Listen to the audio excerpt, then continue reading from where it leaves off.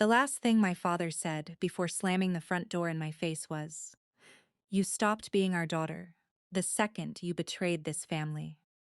I stood there in the pouring Chicago rain, holding two trash bags filled with my clothes, while my younger sister Emily watched from the hallway with the smallest smile on her face. That smile haunted me for years. Because the truth was, I hadn't betrayed anyone. Emily had. But rich families don't care about truth. They care about appearances, and my parents would rather destroy me than admit their golden child was rotten. I'm Olivia Carter, and 3 years ago, my wealthy parents erased me from their lives to protect my manipulative little sister. Then one night, they called begging for my help. And by then, I had something they desperately needed, something money couldn't buy. Growing up, my parents treated Emily like she was sunlight itself. She was beautiful, charming, emotionally explosive in a way people found sensitive instead of cruel. I was the responsible one, quiet, reliable, the daughter who solved problems while Emily created them. We grew up in North Shore outside Chicago in one of those giant houses with heated floors and a wine cellar nobody touched.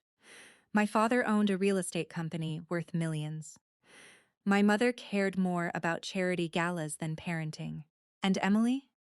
Emily cared about winning, even when we were kids. If I got an A, she'd cry until my mother bought her something expensive to cheer her up. If I made friends, she'd flirt with their brothers until they drifted toward her instead. She didn't want happiness. She wanted attention. And my parents fed it constantly. By 28, I was working as a financial analyst downtown while Emily floated through life, posting luxury vacations online with money she never earned. She changed careers every 6 months: fashion influencer, interior designer, wellness coach. Nothing lasted because she expected the world to worship her instantly. Then I met Daniel. He was kind in a way wealthy men usually aren't: calm, funny, grounded. He worked as an architect and treated me like I mattered, not like I was useful. For the first time in my life, I felt chosen. Naturally, Emily hated him immediately. At family dinners, she'd sit too close to him, laugh too loudly at his jokes, touch his arm every chance she got. One night after too much wine, she looked at me and smirked. "You know he checks me out when you leave the room, right?" Daniel nearly choked on his drink. "That's not true." But Emily just shrugged. "Relax. I'm kidding." She wasn't. 3 months later, my father announced he was investing $500,000 into Emily's newest business venture, some luxury skincare brand she barely understood. Meanwhile, when I mentioned wanting help with a down payment for a condo, my mother smiled tightly and said, "We believe struggle builds character." I remember sitting there thinking, character apparently only mattered for me. Still, I stayed quiet, because children in wealthy families learn early that love is conditional. Then came the engagement party. That night destroyed everything. Daniel proposed on a rooftop overlooking the Chicago skyline.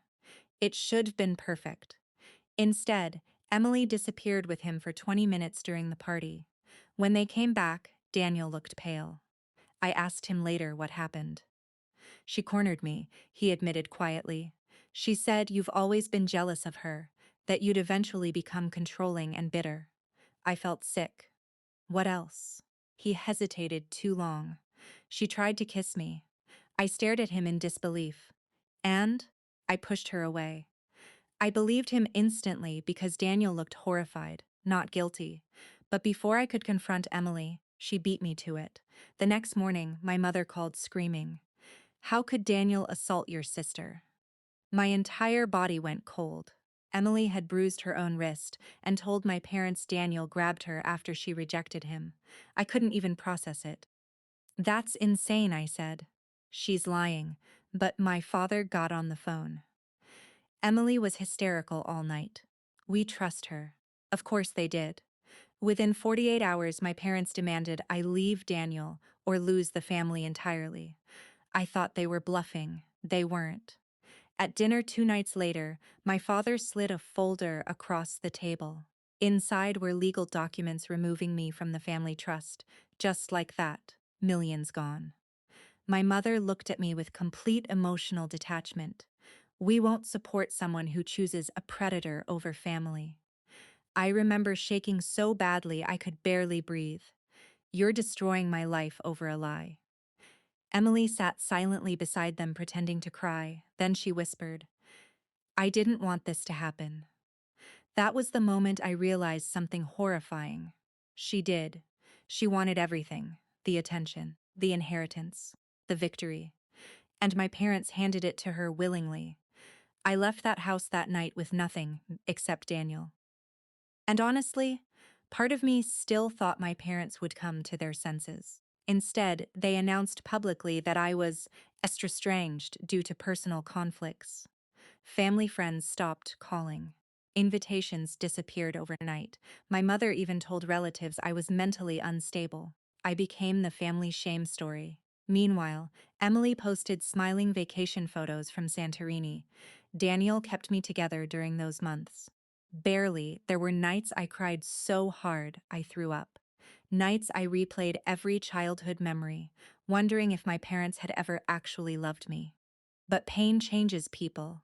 I stopped begging for approval, and I started building my own life. 2 years later, Daniel and I were married. We bought a modest house in Denver after I accepted a senior finance position at a healthcare company. It wasn't luxury, but it was peaceful. No manipulation, no competition, no pretending. For the first time, I could breathe. Then came the phone call. 3 years after being disowned, I almost didn't recognize my mother's voice. She sounded older, smaller. Olivia, she whispered, your father's in trouble. I nearly laughed. Not because it was funny, because suddenly they remembered I existed. Apparently, my father's company was under federal investigation for fraud. One of his business partners had been embezzling money for years, and somehow millions had vanished. Banks froze accounts. Lawsuits exploded everywhere. And Emily? Emily had secretly taken money too. A lot of it. That perfect skincare business? Completely fake. She'd been siphoning money from family accounts while blaming employees. When investigators started digging deeper, she panicked and disappeared with her boyfriend to Europe. My parents lost almost everything in 6 months: the mansion, the country club memberships, the social circle that worshipped wealth. Gone. And suddenly the daughter they abandoned became useful again because of one important detail. I worked in financial recovery and corporate fraud analysis. My father needed someone who understood the system before prosecutors buried him alive. You want my help? I asked quietly. My mother started crying. Real crying this time. We didn't know what Emily was capable of. I felt years of rage rise inside me. Yes, you did. Silence. You knew every time she manipulated people, every lie, every cruel thing she did to me. You just decided it was easier to sacrifice me than confront her. My mother broke down completely. And for the first time in my life, I didn't feel guilty watching it happen. A week later, I flew to Chicago alone.